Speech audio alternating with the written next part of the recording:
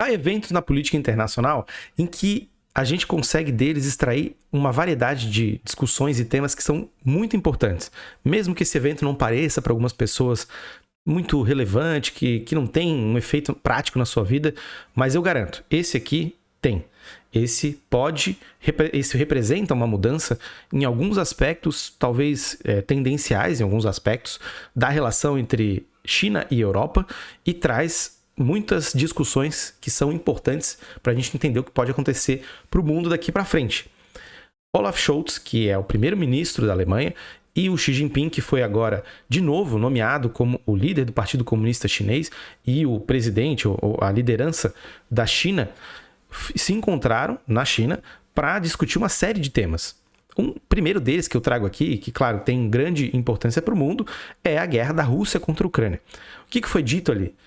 Xi Jinping fez uma declaração agora um pouco mais clara, um pouco mais contundente em relação ao uso das armas nucleares. Está muito claro aqui para a Alemanha, para o Olaf Scholz, que o uso de armas nucleares, e claro, para a Alemanha, Olaf Scholz, e para todo o Ocidente, o uso de armas nucleares da Rússia contra a Ucrânia na guerra representa uma linha vermelha. Para a China também é um problema. Por quê? A China tem muito mais a perder se a Rússia fizer uso de armas nucleares do que tem a ganhar, possivelmente. Não é interesse da China de que a Rússia use esse arsenal, porque romperia uma certa estabilidade ou uma certa tendência que a China se propôs a fazer na sua política externa, de que é de negociar com todo mundo e por isso não ser vetada por ninguém.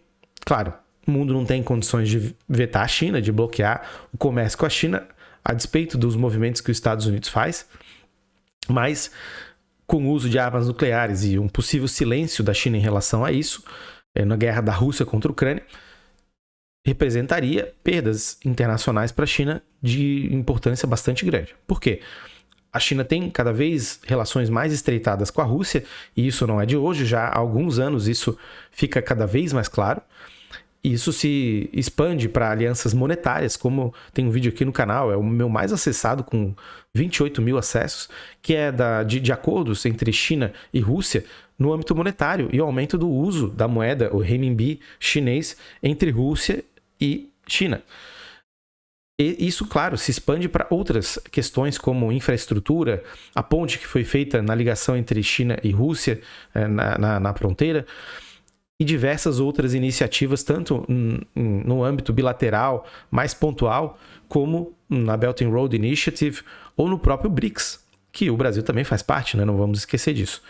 Claro, se a Rússia usa armas nucleares, isso coloca em questão a validade ou a posição da China enquanto uma liderança internacional. E esse é um outro ponto importante. Olaf Scholz, depois do Congresso do Partido Comunista, estar lá é avalizar essa posição da China. E a China ter essa voz de fazer com que ela seja ouvida para falar de assuntos variados e ter uma posição que vai impactar outros países, tanto os países da Europa como a própria Rússia, né, que está envolvida na guerra contra a Ucrânia, coloca a China como um líder internacional capaz de influenciar outros países que não seja por aquele discurso apenas econômico. Claro, o econômico é central, porque as relações entre China e Alemanha são muito importantes, os vínculos são muito importantes na parte econômica, mas não se resume a esse fator. A China tem a possibilidade de, com a sua isenção, ou pelo menos a sua política de fazer negócios com todos os países do mundo, sem nenhum tipo de condicionalidade, de se prestar esse papel de ser um porta-voz. De certa forma, o Scholz indo à China também busca com que a influência, o prestígio de Xi Jinping vá até Vladimir Putin e conversas de negociação para o fim da guerra sejam feitas de maneira mais célere. Isso é um ponto que vale a pena fazer um parênteses aqui, que é que os Estados Unidos manda mensagens para a Ucrânia dizendo que chegou a hora de fazer negociações com a Rússia. Também pelo medo de que se use armas nucleares, como o Vladimir Putin tem colocado aí de maneira velada e cada vez menos velada, que pretende ou pode fazer e lançar mão de arsenais nucleares, os arsenais nucleares táticos, que são de são centralizados nos seus efeitos, mas que são armas nucleares e que podem vir a ser usadas, dos seus mais de 2 mil peças desse arsenal que a Rússia possui. Então a gente tem esses eventos e a posição central da China e o papel do Olaf Scholz como um representante tanto dos interesses da Alemanha como de uma posição dentro da comunidade dos países que fazem parte tanto da zona do euro como do continente europeu e da União Europeia, para fazer valer essa posição do continente contra a guerra, em um primeiro momento, e também na busca de mitigar os efeitos, como é o caso da inflação. A Alemanha tem uma inflação de quase 11%, o que é extremamente prejudicial tanto para ela como para os outros países que têm uma grande dependência com a Alemanha, já que a gente está falando uma das principais forças industriais do continente europeu e do mundo. E quando a gente fala sobre as questões econômicas que envolvem essa disputa, né, e como eu já comentei aqui, há uma divisão da opinião pública da Alemanha em relação à China. A China comprou agora recentemente 24,9% de uma parte do porto de Hamburgo, que é o principal porto da Alemanha e um dos principais portos da Europa, um dos mais movimentados. Isso é uma questão muito relevante e sensível que levantou discussões acerca de se a Alemanha estaria cometendo o mesmo erro que cometeu com a Rússia ao se adensar economicamente junto à China. E, por outro lado, há uma visão pragmática em relação à economia de que é necessário estar associado a países que produzem efeito positivo econômico. A China produz isso para a Alemanha, não há o que se discutir, porque muitas empresas da Alemanha estão produzindo lá na China e oferecendo lucros bastante grandes. E esse rompimento de laço comercial até nem é pensado, porque se acontecesse, teria um efeito muitas vezes maior ou muito pior do que um possível rompimento do fornecimento de gás que vem da Rússia para a Alemanha. Né? Tendo dito isso, é importante a gente destacar aqui que o que o Scholz foi fazer lá prima pelo interesse da Alemanha, no sentido de que ele quer relações mais diretas, mais equânimes entre entre China e Alemanha. A gente acaba falando dos países todos e eles vêm à nossa cabeça, mas é entre China e Alemanha. Por quê? Da mesma forma que a China comprou uma parte do terminal lá na Alemanha, e a COSCO, né, a COSCO chinesa fez essa compra do terminal de Hamburgo, a Alemanha também quer comprar uma parte de terminais, né, ao longo da China, principalmente Xangai. Isso é uma questão muito sensível para a China, porque a administração estatal lá e da propriedade da terra é algo que tem que ser analisado não pela questão de aquisição, de venda e compra. Lá não existe essa visão de que você comprou é seu. Então, é uma discussão muito complexa para eles, mas Scholz foi exigir uma equivalência maior entre as relações, uma equanimidade maior e principalmente nas questões comerciais. A Alemanha quer uma posição de negociação com a China melhor. Ela quer que seus produtos também abocanhem aquele mercado consumidor de mais de 1 bilhão de pessoas, 1,4 bilhão de pessoas. E da mesma forma, a China quer o mercado consumidor da Alemanha, que é expressivo e quer essa complexidade industrial, todas essas questões envolvendo indústrias complexas que a Alemanha possui. A Alemanha tem tecnologia, e principalmente na área de semicondutores, que é o alvo aqui de um próximo vídeo do canal, que eu vou falar assim sobre essa indústria. E é uma relação que traz benefício para os dois países. É uma relação que vai trazer uma independência da Alemanha, principalmente em relação aos Estados Unidos. Por quê? A Alemanha é vista como um braço dos Estados Unidos, como um anteparo, uma frente contra, em um primeiro momento, a União Soviética, depois também fazendo um papel de se destacando contra uma possível volta da Rússia ali nos anos 90 e 2000. Agora também não é diferente, mas a relação entre Alemanha e Estados Unidos sempre foi uma relação muito hierarquizada, Estados Unidos querendo influenciar em grande medida na Alemanha, tem uma base militar gigantesca lá, que é a Ramstein, uma base de quase de 1.400 hectares, muito grande, e está dentro do território da Alemanha. Isso não é pouca coisa. E na política, os posicionamentos, e na política internacional, os posicionamentos da Alemanha também sempre foram muito em linha com os interesses dos Estados Unidos. E claro, a gente não pode achar que isso, né, não é os Estados Unidos falam uma coisa e a Alemanha aceita. Porque, claro, a Alemanha é um país muito relevante. É uma população numerosa, é uma potência industrial, como eu falei. Só que, em linhas gerais, há uma concordância maior do que divergências entre Estados Unidos e Alemanha. E quando Olaf Scholz vai à China, diz que quer continuar mantendo as relações econômicas, fala sobre a importância do comércio entre os dois países e coloca a questão de Taiwan na linha de discussão, isso é, por um lado, um ganho, talvez, para a administração do Scholz, mesmo que com a opinião pública dividida.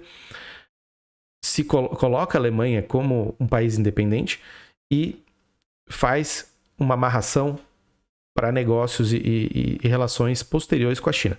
Sobre Taiwan, é importante destacar aqui que o que foi dito aqui para o Scholz é uma posição que visa acomodar tanto a visão dos Estados Unidos, porque também não é interesse da Alemanha romper com os Estados Unidos, quanto com a China agora, que essas diferenças, né, essas disputas entre China e Alemanha tendem a ganhar uma nova rodada de negociações, mais discussões. E o que o Scholz falou? Ele falou que qualquer solução que tem que ser dada à questão tem que envolver uma saída pacífica. Ou seja, se colocando contra a invasão a Taiwan, até porque Taiwan é considerada parte da China, é uma China só, na visão dos chineses, então o posicionamento ali tem que ser muito claro nesse sentido. Por outro lado, não há uma visão de que a separação seja um caminho possível pelo lado da Alemanha. Então a Alemanha coloca essas duas questões, tentando dialogar com os interesses dos Estados Unidos, ou pelo menos não se colocar muito frontalmente contra, e dar um rumo construtivo para as relações entre Alemanha e China. Bom, aqui também eu acho que vale a pena justificar por que o vídeo da indústria de semicondutores, da disputa entre Estados Unidos e China não saiu. Vendo essa situação e vendo também uma questão muito importante sobre a relação entre Alemanha e China, eu vi que esse encontro ele diz muito também sobre exatamente essa disputa que vai ser alvo de um próximo vídeo aqui no canal. A Infineon, que é um braço da Siemens, uma grande produtora de tecnologia, produtos elétricos, que todo mundo conhece, a Siemens, né? Ela tem negócios com a China, é uma das grandes produtoras de semicondutores, e aqui também se aponta para um caminho de maiores adensamentos e negociações entre os dois países. Se a gente olha o que está acontecendo entre Estados Unidos e China, os Estados Unidos estão tomando uma posição de fazer diversos vetos, sanções econômicas, e a Alemanha se coloca aqui numa linha de negociação para, ao mesmo tempo, permitir um comércio, uma parceria tecnológica com a China e se aproveitar, claro, do mercado consumidor, como eu falei, fazendo uma distinção entre a posição da Alemanha e a posição dos Estados Unidos. É claro, isso talvez tenha sido discutido num ambiente mais reservado, só que a gente não pode pensar que isso não tenha sido tratado. E colocando aqui uma empresa da Alemanha, a Alemanha é um país importantíssimo na tecnologia.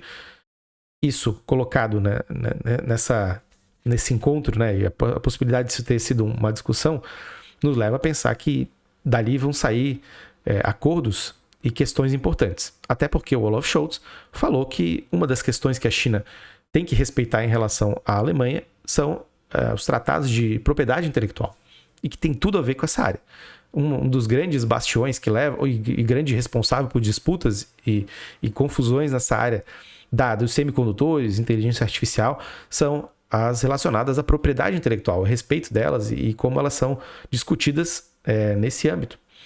Então, se a gente viu, né, a gente consegue ver nesse encontro entre os dois países diversas questões centrais sendo colocadas e que vão influenciar muito tanto para a China quanto para a própria Alemanha. A Alemanha, ela não vai sair incólume dessa questão envolvendo a guerra da Rússia contra a Ucrânia. Ela tem problemas que ela tem que lidar internamente por causa disso. E, claro, pela quebra das cadeias produtivas que o Covid e o fechamento da China provocaram. E isso faz com que uma nova rodada de negociações tenha que ser feita. E os alinhamentos internacionais que envolvem Alemanha, Estados Unidos, Alemanha e China tenham que ser repensados. Se, por um lado, é colocado que a Alemanha e a Europa, alguns países da Europa, têm adensado a sua relação com a China e isso pode provocar um problema, muito pouco se diz sobre o problema que é os Estados Unidos terem tanta influência na Europa e na Alemanha e entregarem tão pouco. A China faz negociação e não põe condicionalidades. O que ela quer é fazer negócios com o mundo, ter resultados econômicos, resultados financeiros, resultados positivos para si, enquanto os Estados Unidos têm uma agenda que é bastante vinculada à política de deterrence, né, de contenção, uma política que é bastante militarizada, ele tem bases militares no mundo inteiro, é uma força militar exuberante, que é os Estados Unidos, e enquanto a China não necessariamente é dessa forma, ela tem uma força militar muito menor que os Estados Unidos, mas ela não quer fazer bases militares na Alemanha. O objetivo dela é um objetivo, claro, geopolítico, isso não dá pra gente se enganar, é um objetivo que visa que a China tenha maior influência, sim, ao redor do globo, e isso envolve ter a Alemanha como uma parceira. A Europa é um locus comercial bastante importante, lá tem um consumo de alta renda per capita, que possibilita que os produtos agora da China, que estão cada vez mais incrementados com tecnologia e com valor agregado, sejam também direcionados para o continente europeu. Então, olhando por esse lado, a gente vê que o encontro tem a ver com mudanças, tanto no curto prazo que estão acontecendo, em relação tanto à guerra da Rússia contra a Ucrânia, a necessidade de haver paz, a questão de Taiwan, a questão dos semicondutores, mas a questão do futuro da China também e da Europa. A Europa passa por um momento em que há um recrudescimento da extrema-direita, uma estagnação tanto econômica quanto política e até moral, com volta de neonazistas e lideranças de extrema-direita de quinta categoria. E o Olaf Scholz também foi colocado num saco por muito tempo, principalmente no início da guerra da Rússia contra a Ucrânia, como uma liderança, né, de classe B, abaixo, por exemplo, da Angela Merkel, que teve uma habilidade de negociação e habilidade política muito grande para lidar com Putin. E a partir do momento que ela sai, o Putin também, coincidentemente, né, invade a Ucrânia. E tudo isso, né, só por esse evento a gente consegue fazer todo esse debate, porque realmente alguns rumos e algumas direções estão sendo construídos nesse momento enquanto a gente fala. E o que no final das contas a gente consegue tirar? Aqui há uma perda muito grande para os Estados Unidos, na minha visão, porque os Estados Unidos ele vem também vendo a sua influência internacional diminuída, se bem que há uma grande potência econômica lá. As grandes empresas, né, aqui do ramo de semicondutores e de alta tecnologia são estadunidenses, e a China está chegando perto, mas ainda tem uma diferença. E, claro, uma vitória para a Alemanha no sentido em que ela coloca a sua posição, não perde relações com os Estados Unidos, longe disso, né? Mas tenta se aproximar cada vez mais da China. E para a China, mostra que ela é um player internacional influente e que pode sim ter a sua voz cada vez mais ouvida, e os países tendo que se posicionar ou tendo que fazer as suas negociações não baseado simplesmente na vontade dos Estados Unidos em ter uma ordem liberal e uma ordem democrática de goela, ou simplesmente no discurso. Essa ordem democrática tem que trazer resultados. A democracia, ela funciona na medida em que ela entrega o resultado que é, junto com a suposta liberdade democrática, resultados econômicos. Se isso não casa com resultado econômico, aumentam as desigualdades sociais, aumentam os problemas em cada país e movimentos desses, como eu falei, que são asquerosos da extrema-direita, ganham força. E aí, o que acontece quando a liderança internacional que promove esses valores não se dá conta dos problemas que estão ocorrendo no mundo? Os Estados Unidos precisa tomar uma posição para fazer com que a Europa seja mais, posso dizer assim, fiel, ou que se alinhe cada vez mais com os Estados Unidos, e isso tem que ser uma coisa concreta. A China está fazendo o seu papel. Não quer pisar no calo dos Estados Unidos diretamente, mas ela quer colocar a sua importância internacional. E fiquemos atentos. A sua importância internacional aqui no sentido de que quer que a sua influência seja sentida, ouvida, mas não de forma beligerante ou vociferando contra os outros países, né? Isso é importante destacar. E outra coisa importante destacar que eu ia falar aqui, e vou falar agora, é em relação à visita, o encontro, na verdade, entre Biden e o Xi Jinping, que está aí no radar, vai ser um evento e vamos ficar atentos a isso também.